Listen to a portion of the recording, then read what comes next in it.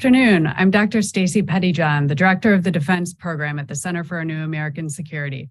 Thanks for joining us today for this exciting discussion focused on the role that allies and partners play in the United States National Defense Strategy, which is the topic of a recent report that Becca Wasser and I wrote entitled No I in Team. This event is going to proceed in two parts. First, we're going to hear from Dr. Mara Karlin about the National Defense Strategy and implementation. Then in the second part, we have an outstanding panel discussion with officials from the United Kingdom and Australia, a representative from industry, and CNAS's own Becca Wasser to dive into these issues further. A few quick administrative notes. This event is being recorded and will be posted on our website after the fact. We are taking questions from the audience, but you need to identify yourself. You can submit a question via two methods. Either on Twitter, you can use the hashtag CNAS2023, or using the chat function at the bottom of your screen, you can insert a question. I'm going to try to intersperse these as we go along with the conversation, so get your questions in early. To kick things off, I'm very honored to have with us today Dr. Mara Karlin, who's performing the duties of the Deputy Undersecretary of Defense for Policy. She's also the Assistant Secretary for Strategy, Plans, and Capabilities. And super importantly, she's one of the primary authors of the 2022 NDS. Dr. Karlin, I'm going to turn it over to you to offer some opening remarks about how implementation of the defense strategy is going with respect to the allies and partners line of effort. Thank you so much, Stacy. It's a real pleasure to be here, and congratulations on putting out such a thoughtful report. I appreciated that the report very early on highlighted the importance of implementation, since that doesn't always get the same level of kind of energy, attention, and focus as an actual strategy document. But if it goes by the wayside, then of course the strategy can just be words on paper. And I'm delighted to tell you that is not at all the case with the 2022 National Defense Strategy. So as you know, of course, a couple months ago, the Department of Defense put out the National Defense Strategy, and for the very first time, put out all three of its major reviews together: the National Defense Strategy, the Nuclear Posture Review, and the Missile Defense Review. That really was important for ensuring a tight linkage between strategy and resources, and has been meaningful for implementation as well. And of course, the focus of that National Defense Strategy is the urgent need to sustain and strengthen deterrence, focusing on the People's Republic of China as the department's pacing challenge. That's because the PRC is the only competitor with both the intent and increasingly the capability to systematically change the United States across the board, militarily, economically, technologically, and diplomatically. And I'll talk a little bit about how we are realizing the NDS in that regard. I would also note that the strategy talks about Russia as an acute threat, one that is immediate and sharp. And while Russia cannot systematically systematically challenge the United States over the long term, we very much see Russian aggression threatening our interests and values and those of our allies and our partners. Russia's reckless war of choice against Ukraine has made that very clear and very real for the entire world. And we can't help but watch the Russian alignment with the People's Republic of China. Both seem to favor a world in which they can trample over the sovereignty of their smaller neighbors and have a free hand in their self-declared spheres of influence. Now, in talking about NDS implementation, I want to emphasize the importance of allies and partners. The NDS talks about allies and partners as our center of gravity, and the NDS really is a call to action for breaking down barriers to working with allies and partners on our common objectives. So much of what you and Becca have written in this report. So the NDS is the department's North Star, and we're working hard to implement it.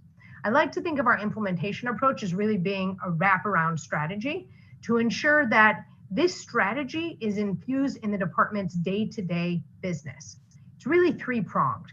We've got senior leaders who are reporting on how they are changing their policies, processes, and plans to align with the National Defense Strategy. We've got the secretary and the deputy secretary who are personally involved in regularly overseeing the implementation of the very highest priority National Defense Strategy efforts and convening key leaders across the department to discuss how it's going. And then at the working level, across the entire department, the components of the Office of the Secretary of Defense, the military departments, the combatant commands, joint staff are all executing concrete tasks to realize that strategy. And as part of implementation, we're really working with our key allies around the world across all of these strategic ways: integrated deterrence, campaigning, and building enduring advantages. We're also working closely to align our strategy with our allies' defense strategies as well. So I know you are intimately familiar with integrated deterrence. I thought I would just spend a moment on what it means for allies and partners, which really is ensuring that we have integrated across our department, across our interagency, and then very much with our allies and partners. They have a crucial role to play in realizing the idea of integrated deterrence, of being able to ensure that we can deter to those who seek to upturn the international order, and should we be in a different situation, in ensuring that together we can ensure security and stability. So I would note, of course, the concept of deterrence is not new whatsoever, but we're really trying to evolve our approach to it because it is just growing ever more important, as I think we are seeing pretty regularly with this dynamic security environment. So I'd like to very briefly talk about how we are enabling integrated deterrence in the case of the People's Republic of China and in the case of Russia. So in the case of the People's Republic of China, inside the Department of Defense, we're working hard to invest in a combat credible force, investing in critical capabilities across domains, especially cyber and space, and to ensure that our forces are able to do what is asked for them. So you've seen this in terms of our construction of new ships, our modernization of the Army and the Marine Corps, and the advancement of air power and key investments in various aircraft. You've seen a lot in the space domain as well in this regard, in terms of being able to field resilient satellite constellations so that we are able to ride through any challenges that might exist. And also within cyber, where we're boosting our resilience and enhancing our capabilities.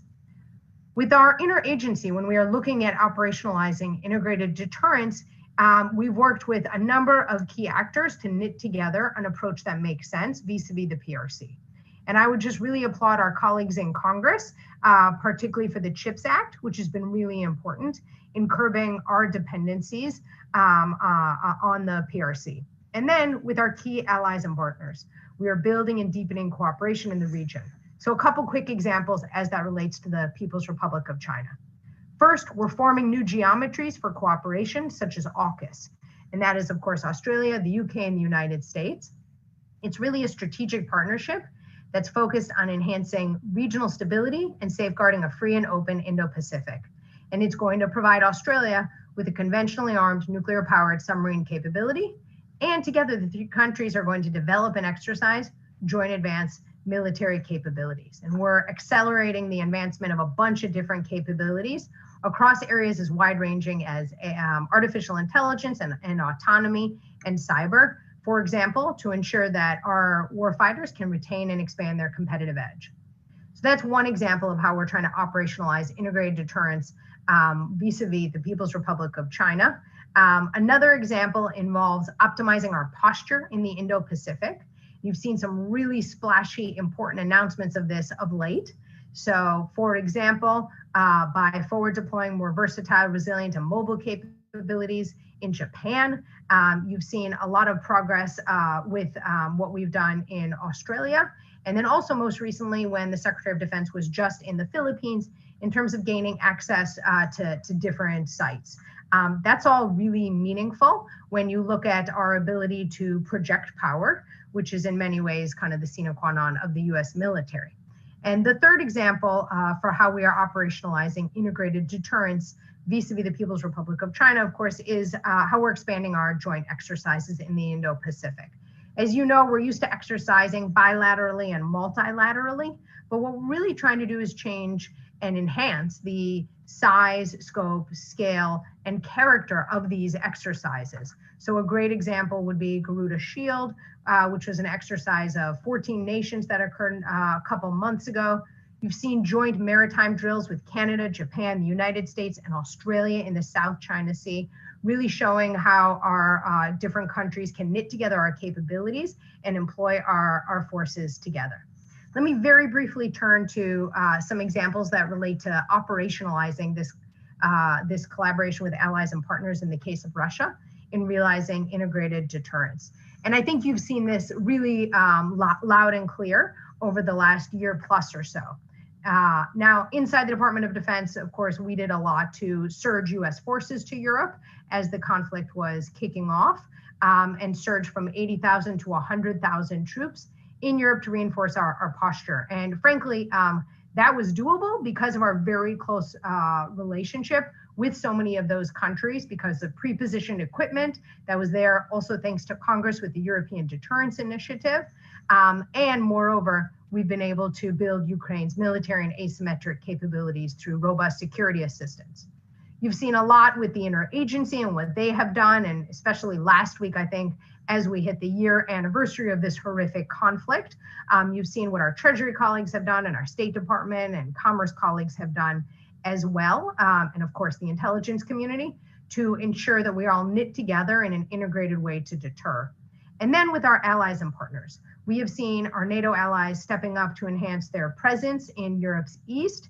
We have seen this extraordinary united and resolute Ukraine Defense Contact Group, which involves the Secretary of Defense on a monthly basis, convening, I think, something around 50 or so of his counterparts to talk through and offer contributions to help Ukraine in its self-defense. And that has been crucial as well. I would also just note that, in Europe, of course, the United States has worked really hard to ensure we can maintain our bedrock commitment to NATO's collective defense. And we do that working hand in hand with our allies, of course. And so we're doing that both bilaterally and also, of course, multilaterally through NATO and through NATO's established processes, especially in terms of capability development and military modernization.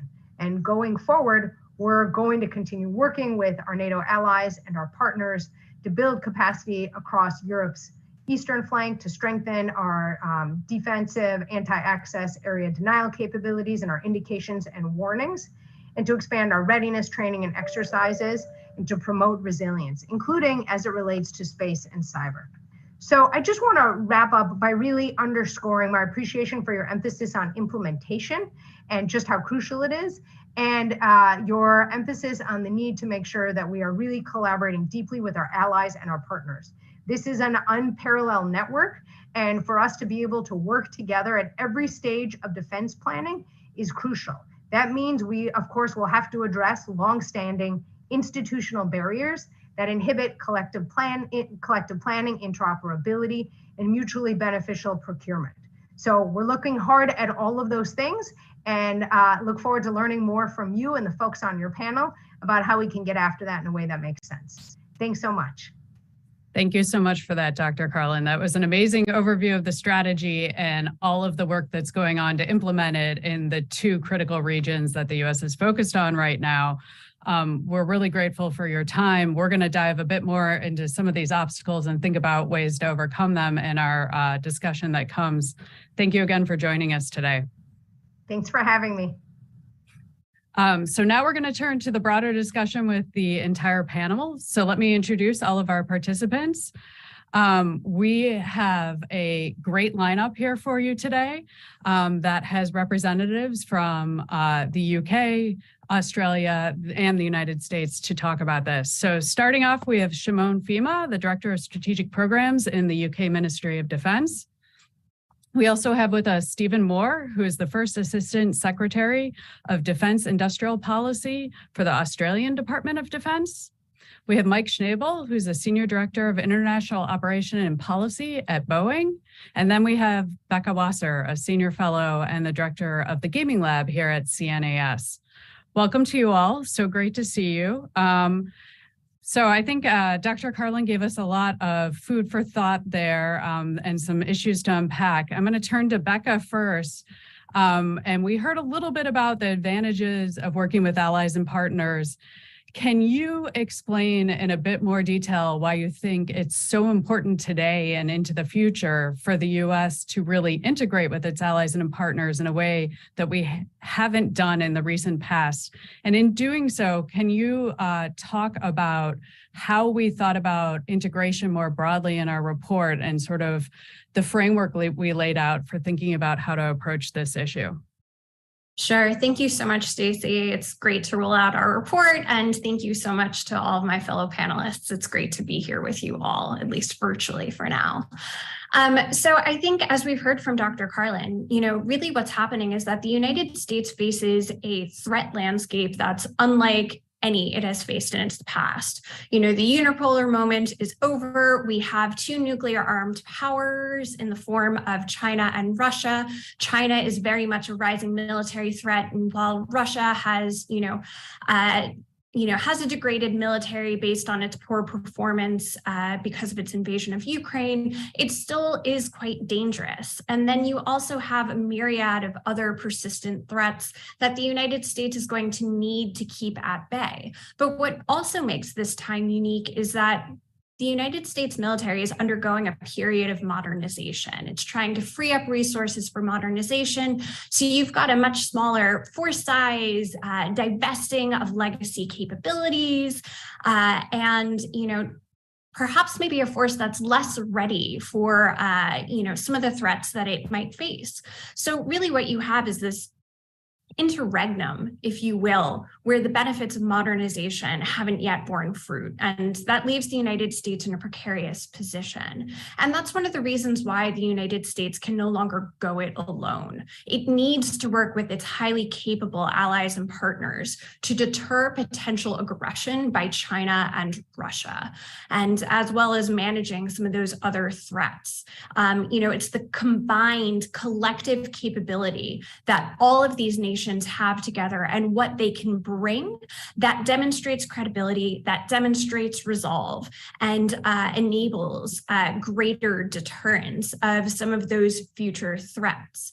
So with that as kind of background, part of what we were trying to do in developing our framework is to help the DoD implement its concept of integrated deterrence, and really trying to help not only the United States, but also some of our most capable allies and partners to think about how to get at deeper integration, right? We heard before, it requires changing how we've done business, but there's been a bit of a question as to how we could do so. So our framework highlights 3 different levels of integration. The first level is tactical integration, which I think we all know of as the most sort of common form of integration. We see this because it emphasizes interoperability, common platforms and capabilities, as well as common skill sets. The next level of integration, and a slightly higher form of integration, is institutional integration. And I would argue this is actually where we see the most barriers to deepening cooperation. And part of this is because, at least from the DoD's perspective, it requires incorporating allies and partners into their processes. So those are processes like information sharing, to facilitate, collective force planning. It's, doing combined research and development. It's looking at capability development, all of these things that require a lot of sensitive information and cooperation. And then the last form of integration, which is the highest form of integration and the most difficult one to actually achieve, is strategic integration. And so strategic integration means developing really a shared appreciation of the threats and how to counter them. And in sort of trying to work through how to counter them, essentially, assigning roles and missions for how they would counter those threats. And because of that, it tends to be pretty sensitive and something, that often is difficult for allies and partners to do. And so, I think it's worth noting that integrated deterrence requires cooperation at all three levels of integration.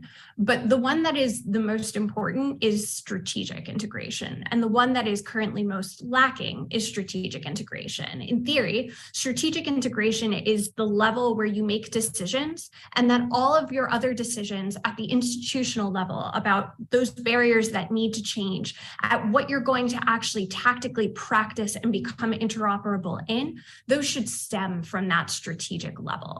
And, that's really what you need to make choices to create a shared vision in order to make that actually happen. I'll just end really quickly by saying there are a lot of barriers to making integrated deterrence a reality and to achieving each of these types of integration. We've seen that the United States has the ability to overcome some of these barriers, but only during crisis. We've seen that the US has been able to share really sensitive intelligence and other information with allies and partners in the run-up to Russia's invasion of Ukraine.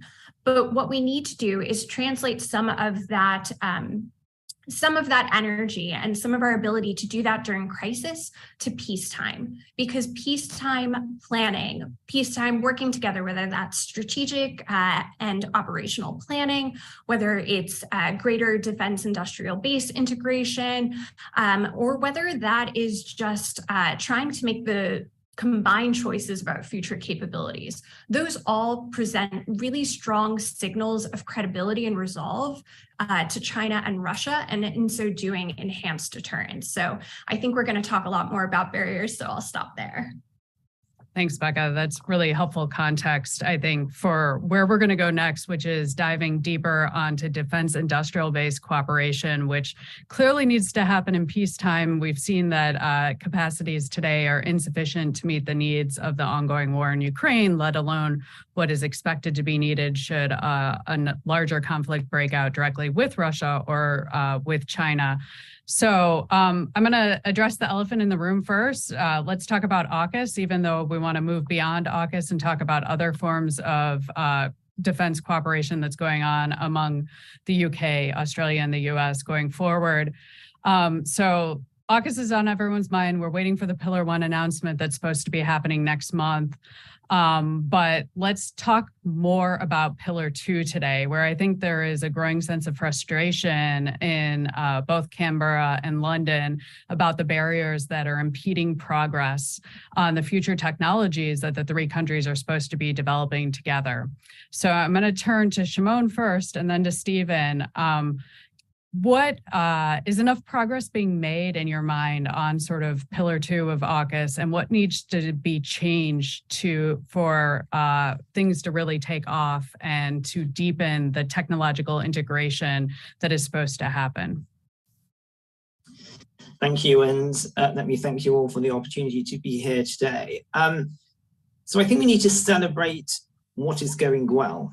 And whilst I recognize that there are challenges, I come back to the point that some of this is institutional, but the one thing that has absolutely changed is a recognition that at the political level, the political will is absolutely there to ensure that the barriers that we have are broken through.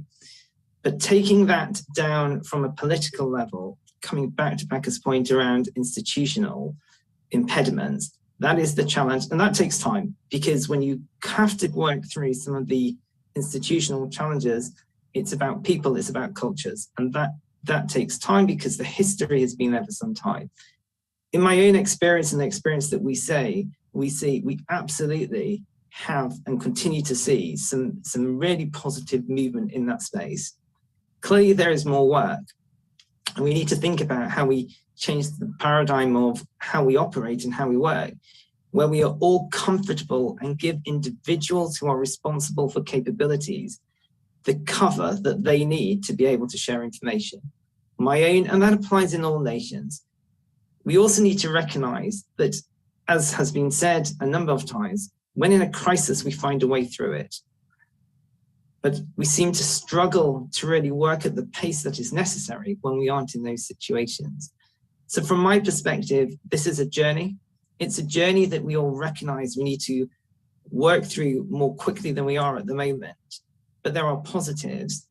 But those activities that we are seeing, and I know this isn't just and shouldn't just be about AUKUS, but the willingness to share really sensitive technologies and capabilities in Pillar 1.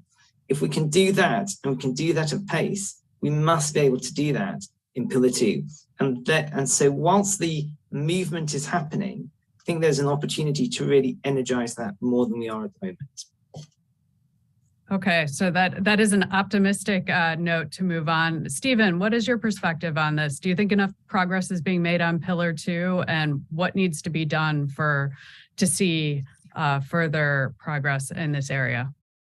No, thank you, Stacey, and thank you to CNAS for convening this discussion. I think it's a really important one, and I like a lot of what your paper talks about, the different levels of integration.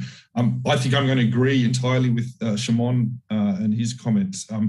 We're seeing a level of political support for the integration that you're talking about that I think we've not seen before, across information sharing, across the way that we get industrial-based collaboration. You look at some of the OSMIN comments from last year and the year before that talked about the need to facilitate information sharing and technology transfer in ways that we've not done before. And I do think that there is a great deal of goodwill and momentum that is beginning to build behind that. You spoke about frustration in the UK and Australia. I would say that there is a frustration, I think, amongst all of us that our bureaucratic processes need to be better, and I wouldn't necessarily characterise it as something that is limited to the US, to the UK or Australia. I think that we know our bureaucracies need to be more agile and better equipped to face some of the strategic challenges that we are looking at, and I think there is momentum there. There is a clear will to do that, and we are getting at that. But institutional integration is really difficult, as Shimon said. It requires cultural change. It requires a bravery on the part of people that have to implement these policies to be able to make the sorts of changes and progress that we need. And that's a difficult thing. I don't know if you have looked at export control regulations recently. They are large and voluminous, and these are difficult things to work through. Thanks, Stephen. Yeah, no, export controls were one of those barriers that seems to keep cropping up in people's mind, especially ITAR. Mike, I'd like to bring you in now and bring in your perspective as someone who is in industry today, but also previously when you were in the U.S. Air Force, and move this broader than just AUKUS, because the United States and the United Kingdom and Australia have a lot of cooperation that occurs outside of that strategic partnership. What do you see as some of the biggest barriers to deepening defense cooperation between these three countries? Yeah, thanks for that, Stacey, and thanks to your and Becca's work to sort of stimulate this greater conversation through what you guys are working on. At risk of turning it right back to AUKUS, right? I think the barrier is some of those export control regulations that both that Stephen and you were talking about, right? So I think we have a real opportunity with AUKUS because it's shown a light on that, the situation as it is. I think when AUKUS first came out, everybody in industry had every business unit in all of our companies trying to figure out how to jam something, a particular product into that. And as it's developed, that it was clear that was not going to be the case, but it's an opportunity for the future. And I'll speak a little bit about U.S. export controls, right? Like ITAR, what you like or don't like about it, I think most would agree that it doesn't quite move at the pace we would want it to if we want to out-innovate the Chinese. And I would say, and that's even with our closest allies. And I would say another thing it doesn't quite account for is working, across industrial bases at a developmental level. Right now in U.S. industry, if we have something that we would want to work with, say, I'll just say for our Boeing Defense Australia or Boeing Defense UK teams, to get a license to work at a developmental level, we're going to have to find a way to develop a technology enough for us to be able to describe it to U.S. policymakers first, which is going to take time, and then apply for a license and then hope it comes back. What we'd like to be able to do is work at the brainstorming idea level from the start, put all three industrial bases to work to come out with the best products as quickly as possible, and not end up with siloed operations between the three countries, and then compare ideas when they're mostly mature. And I would say, with respect to ITAR, as we come up with good ideas, there's going to be the same type of policies from both the UK and Australia. And that's why I really think we have to attack it as a team. And AUKUS provides a great opportunity to do so. That's definitely true. They're having all three work from the beginning versus one being in the lead, which sometimes can occur. And I know we've heard from some folks that ITAR can actually inhibit the desire of American allies to provide them with different technologies, because they then lose control over them and they're subject to those export controls, even if they initially develop them, which is sort of a really perverse side effect. So let's talk a little bit about which technologies or which capabilities we think are most important for these three nations to focus on developing together. Shimon, coming back to you, which areas do you think are a priority for the United Kingdom and should be a priority for this partnership? So, at the expense of using AUKUS a bit too often as an area of focus, but I think it's really important, because what we've done in AUKUS is focus on those threats that we think are particularly strategic. And therefore, when we think about where do we need to collaborate more closely, both at the idea stage, but also more progressively through programmatics, we have been really clear. Undersea warfare is a really important area of capability that we must be able to get after at the pace that is relevant to the changing threats. That is absolutely critical. To be able to do that is not just about idea generation, and I think it's not just about capability. I would say it's about the ability and willingness to share a level of data that is, to be frank, unprecedented. Historically, that is really critical. So as it's a technology challenge, but actually when you take it back, it's a challenge of how do we share the level of information and data that gives us an awareness that collectively we need to get after. That to me is really important. There are areas that we have that you mentioned earlier around AI and quantum. They're really important. They're around technologies that we need to get after for the future. But it is in the critical domains that are there at the moment that we need to be able to keep up and outmatch our adversaries in this space. And as I said, it's a willingness around data. I'll pause on that one. There are absolutely others to come. Undersea warfare is incredibly important for the Indo-Pacific and having dominance there. And then data is so critical to how we see the way that militaries fight today. And there are so many barriers to sharing it there. Stephen, what's your perspective on this? Which capabilities or technologies do you think should be prioritized? Look, I think we've been quite explicit in the sorts of technologies that we think we want to get after, and that's a pretty good list. I think that you've mentioned some of them, and so has Shimon. Things like advanced cyber and AI, electronic warfare and hypersonics. That list has been developed because it is recognised that those capabilities are going to be particularly important to all three nations to develop.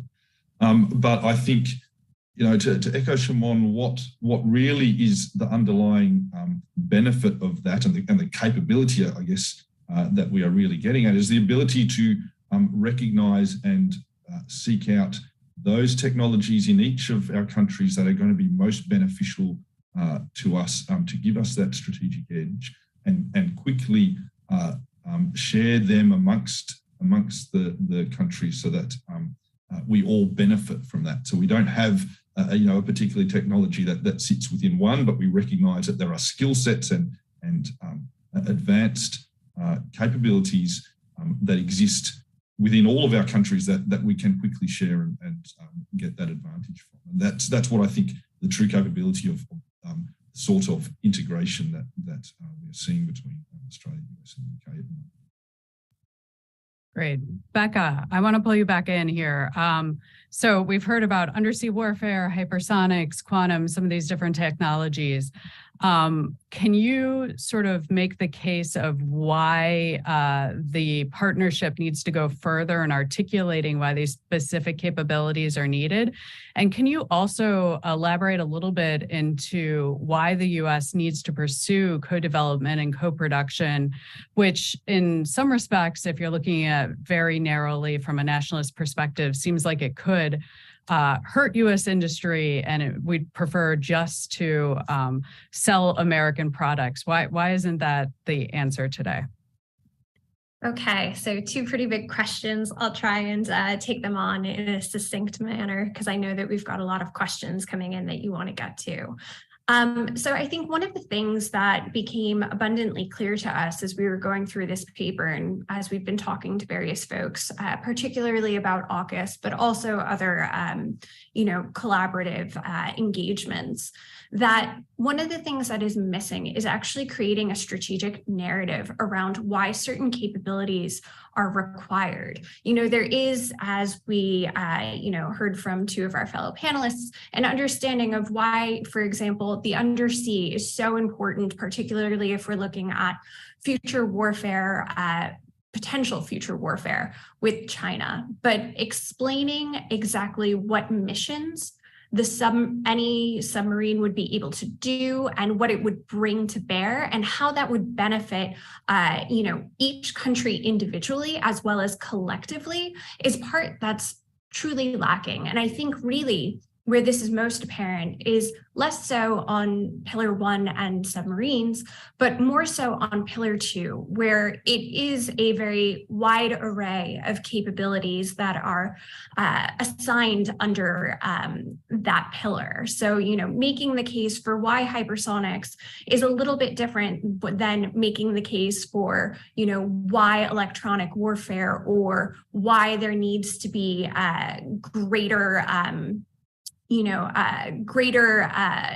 industrial, innovation as well. So trying to create those overarching narratives, it's a way, frankly, for, it to be sold collectively, among countries, as well as with other allies and partners who also have, various say in a lot of these, but also to some of the domestic political pressures that each country faces. Here in the United States, it's going to be really critical to get Congress on board for various parts of AUKUS, and particularly trying to make progress on some of those institutional impediments, right? Congress has a say in those as well. So having these overarching narratives would be very useful in trying to get everyone on board.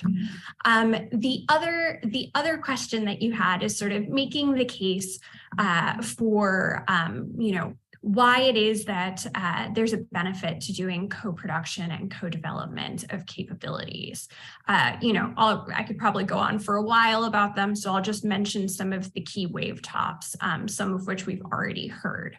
So the number one is that it really allows the United States and its allies and partners to expand their collective capacity to produce the weapons that would be needed to defeat China or Russia in a potential future conflict. And in so doing, that actually allows the various countries to enhance deterrence in the more near term vis-a-vis China and Russia. I think it's also worth noting that trying to create a collective industrial base, it allows you to create a more resilient defense industrial base, which if you look at some potential target sets in future conflicts, you are definitely going to want to enhance the resiliency of your defense production capabilities. It also would enable more secure supply chains. I think we saw during COVID-19 how much there were supply chain disruptions. One could imagine that, again, in future conflict, there would be a lot more disruptions to some of our supply chains. And then, I think there's also a benefit when you're looking at that tactical level interoperability, right? Co-development and co-production of capabilities really enables the United States and its most capable allies and partners to try and have shared platforms, shared weapons, shared systems, right? Communications is incredibly important, particularly as you look at how the United States plans to fight in the future with joint all-domain command and control. So that's incredibly important. And then the last one, which I think Shimon had mentioned, was working together actually allows at least the United States, and I think all of the various countries, to get out of sort of our own groupthink. It allows us to innovate better when we're trying to bring in, different scientists, engineers, you name it. It's a way to spark innovation, to try and think about how you can develop those future technologies and those future capabilities that we would want for some of the future threats that we think we're going to face. Thanks, Becca. That's a great case, I think, for it. Mike, I would want to bring you in and to pull this thread a little bit more. And one of the things that's different today is that it's not always the United States who has first developed or has the best technology. And there are a couple examples of this recently, and this is sort of a new approach to defense integration that I think can provide a lot of opportunities, but is also presenting some challenges. So it was just announced this week that the U.S. Air Force is going to purchase the Wedgetail, the E-7 airborne management aircraft that was developed by Australia, has been purchased by the UK, and now the U.S. is going to also procure it.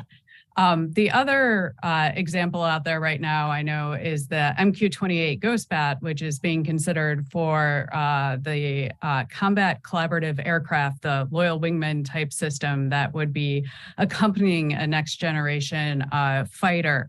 Can you talk about some of the opportunities and then the challenges now that other countries sometimes are in the lead on these specific capabilities? Yeah, I'll start where you did with E-7, right? So you have an aircraft built for Australia by U.S. industry, but for Australia without any requirement from the U.S. or anyone else that sort of blossomed into eventually the U.K. and the U.S. and also Turkey and the Republic of Korea in there as well. And what's been great about that is we've had as the program has grown through multiple phases, there's been continued Australian industry involvement in the aircraft itself, right? So, and that should continue as now we end up in hopefully towards a multi-country partnership. So it's been a great opportunity. It's been great at the time, U.S. policy allowed groundbreaking technology to start as an export. You can't throw every spear at ITAR. Yeah, sometimes it's got some things really right, and this is an example of it. If you look at MQ-28, it's sort of the other side of the coin. It's an Australian airplane, right? So it's Boeing Defence Australia, with Boeing money in general, with Australian government money, with RAF participation. What a great partnership to start off as a truly Australian aircraft that now might export to anywhere else. But there are challenges with that. And we've seen that the Australian government has, taken on, hey, what if we have to export this in the future? What does that look like? And how does it want to partner with the U.S. to do so? And oh, by the way, now you tie it to something like the Missile Technology Control Regime, which, the U.S. has, a decade or two of exporting unmanned aircraft and is still almost always paused as it's done so. So we sort of picked the most challenging scenario to do this. So, I'm glad we're going through it together, right? I think we blazed a trail on E-7. I think with MQ-28, it's a huge opportunity, but it's also highlighted areas as both governments need to set a groundwork, as I sort of talked earlier, to stimulate innovation that we can work together across companies. And I think you mentioned it, Stacy. There's sometimes a protectionist aspect for each of the countries. Sometimes there's a technology and secrets part. But without a sort of government to government framework to say, hey, we're all going to operate this way, we're not going to be able to maximize programs like those two that you mentioned to the best ability in the future. Yeah, and it's clear that the challenges are so big today that now no one country can handle them on their own, even the United States. So we need to find ways to do that. Shimon, I wanted to come back to you. You've worked a lot on capability development, and in addition to the AUKUS partnership, the UK has been very active internationally and has announced that it is working with Japan and Italy to build the next generation fighter. Analysts have sort of suggested that in addition to the obvious economic benefits that come from your country working with others, that this next generation fighter deal was born out of frustration with the US processes and the restrictions on technology sharing. So the UK is both working with the US and working with others. How do you go about balancing that? I would reflect on the fact that across Western nations, we all form different partnerships and different capabilities where the right opportunities align for each other. I can absolutely reference areas where, for example, we have a very close and quite intimate relationship with France on missile capabilities. We have a very critical relationship with the US and Australia through AUKUS. But we all have multiple partnerships. And I think it's right, because I don't think it would be politically right, or indeed right from an industrial perspective or idea generation perspective, to say we align capabilities with only certain nations. We get a level of creativity, and we need to recognize that things are right for different scenarios. And it works. I don't think there's any tension between nations and between the UK, and that's absolutely how it should be. If for some areas we focus on with one country, and in another area we focus on other countries, we all do that, and it's the right thing to do. And I would say it's the right thing to do because capability development is not just about capability development. It's about political integration amongst nations. And therefore, if we only aligned ourselves with one or two nations, we all miss that opportunity to really embed a broader coalition across Western nations. I want to come back to one of the points very briefly that was mentioned, and that is this idea that I don't think anybody has a monopoly on idea generation. And if we need any reminder of that, the last year in Ukraine has shown us that the pressure of war drives a level of ingenuity and creativity that, boy, we would all really aspire for on a regular basis. And that's the importance of alliances as well. It's creativity, it's resilience, as has been said. But I also emphasize it's about developing political relationships. And what we must never do is say we'll only align ourselves with one or two or three countries. We all need to be part of that broader alliance. Those are really important points. And it is true that there are, while the US, the UK, and Australia have a particularly close relationship and partnership together, there are a lot of other countries that need to come along and that are needed in order to strengthen deterrence.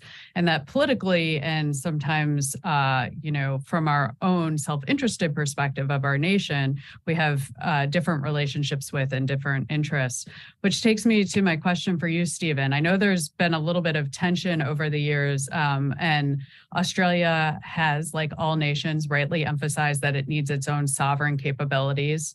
Like even the munitions base that you're looking at developing with the United States in some cases, it emphasizes sovereignty. And this has been one of the points that some critics have brought up with respect to AUKUS. How much sovereignty is Australia ceding as a part of this agreement? So how do you manage this sort of tension between integration and maintaining Australia's sovereign capabilities and protecting its own interests?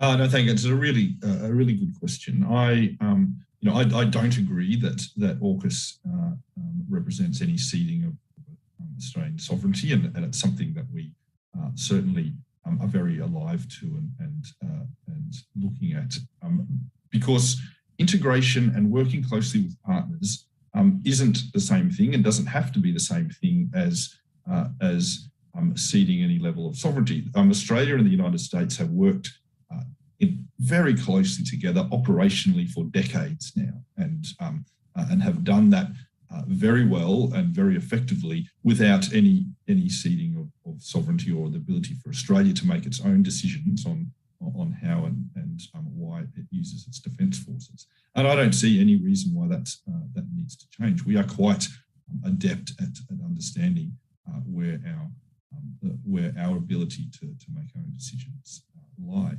What I think strategic integration and institutional integration can do is really bed that in, a recognition that countries working together have the ability to make their own decisions and helps cement that idea of sovereignty into decision-making processes. And that's especially true with the way that we use our capability and the way that we develop our capability and the capability choices that we make. I think integration at a strategic level around capability choices doesn't mean we have to have everything the same or do everything together. What it says is that in some cases there are benefits from having capabilities and developing capabilities that will benefit all of us. Definitely makes sense, and I agree with you there. I'm going to pull in a few questions from the audience here. Brian asks, he said there's been a lot of discussion about needing to reform or change ITAR or U.S. export controls, but less about what specifically needs to be done and what should be changed. What specific reforms would you recommend to facilitate greater integration between the defense industries of these three nations? Anyone want to jump in here? I can jump in first. So, I suspect that other folks might have a few different recommendations, but one of the things that we actually recommended in the report is that wholesale ITAR reform is likely to be a bridge too far. U.S. export controls exist for a variety of different regions, and looking for overall reform is perhaps not necessarily going to be realistic in the time period that we're really trying to look at. So instead, it's trying to find those bright spots of where things show the most promise. And I think, again, sorry to keep on bringing everything back to AUKUS, but here we go again. AUKUS is one of those bright spots. So if you're trying to think about how it is you could create ITAR reforms to make AUKUS happen, one of the things that we suggested in our report is that there are ITAR exemptions that exist, and ITAR exemptions that exist for certain countries like Canada.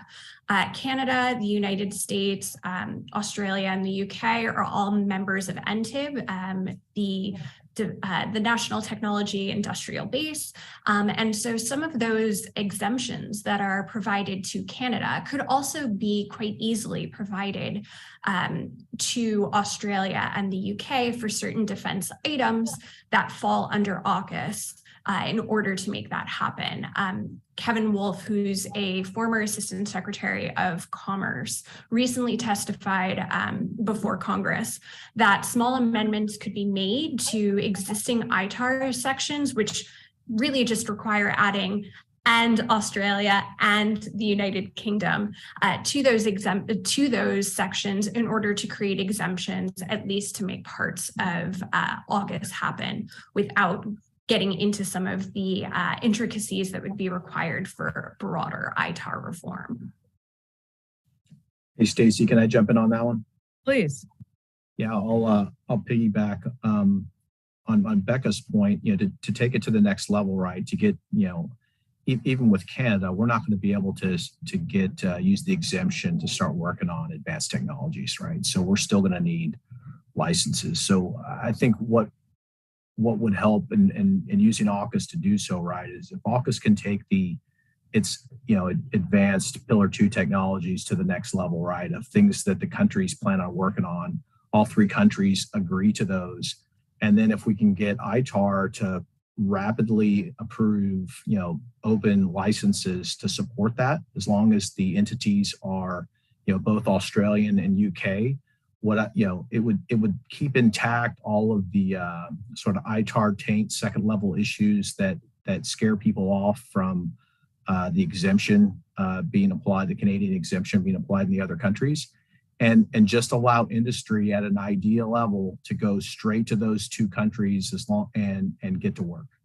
And if we could get those licenses approved in hours instead of months, and we can cut out that time, as I described earlier, to describe to U.S. government what the policy is, just as long as we're in a narrow AUKUS field, then let's get going. And I think that's a true opportunity that we can leverage AUKUS on. We're hearing, from the Hill and everyone else that there's the political will to do this, as was mentioned by the other speakers.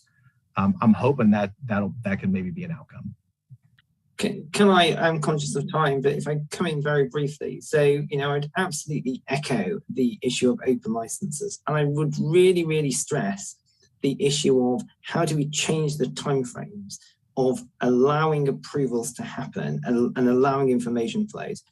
As I said, I think there is possibly enough there that allows us to make some of this happen. The timeframes means that we will never, or we will find it extremely difficult to match where our adversaries are. They don't have these constraints.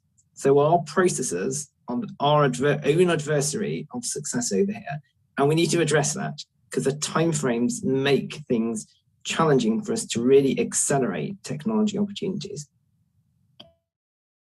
I couldn't agree more. Time is of the essence these days, and we have wasted far too much of it, letting bureaucratic processes sometimes be in the way unnecessarily. So cutting through some of that red tape so we can move faster, which is something the Pentagon has tried to do for a long time and only partially succeeded, I think is really needed here. But I do think we should end on an optimistic note because we are out of time, but there seems to be a lot of support for deepening defense integration between the United States and some of its closest allies, especially as a part of the AUKUS partnership. So hopefully we will find that some of these reforms are actually implemented and a lot of the defense cooperation that we really need to have happen can come to fruition and do so quickly, not in the matter of decades, but in the matter of months and years, because we have seen that countries can move quickly when they need to. In the case of Ukraine, to provide assistance, we just need to be more proactive going forward to deal with the magnitude of challenges that we're going to face in the coming years. So I wanted to thank everyone on the panel today for joining. This has been a wonderful discussion with a wide variety of perspectives, and I think we've contributed significantly to this discussion and hopefully can see progress coming in the near term from it. So thank you, everyone. Have a good afternoon.